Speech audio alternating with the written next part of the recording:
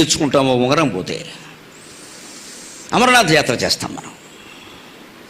ఆయన నెత్తి మీద చంద్రుణ్ణి వదిలేసాడు అంటే ఆభరణాల మీద వ్యామోహం వదిలేయమని.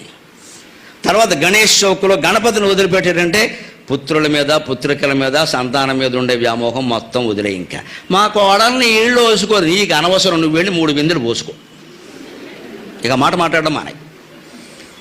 అదే గణేష్ చౌక్. అక్కడికి వెళ్ళాడు. మీరు ధనాన్ని వదలగలరు, ధాన్యాన్ని వదలగలరు, వాహనాన్ని వదలగలరు, సంతానం మీద వ్యామోహం కూడా వదలగలరు. మనిషి జీవితాంతం వదలలేనిది భయం. ఆ భయానికి సంకేతం పాము. అందుకని పావును వదిలేశాడు. భయం వదిలేయాలంటే ఏం చేయాలి? అద్వైతమే శరణ్యం. యదాఖ్యేవైష ఏతస్మిన్నుదరమంతరం కురుతే అథ తస్య భయం భవతి ద్వితీయాద్వై భయం భవతి. ఈ మొత్తం సృష్టిలో ఎక్కడైనా కొంచెమైనా నువ్వు భేదం చూడగలిగావంటే భయం వేస్తుంది. అంతా ఒక్కటే అనుకోగలిగితే భయం ఉండదు. అంతా ఒక్కటే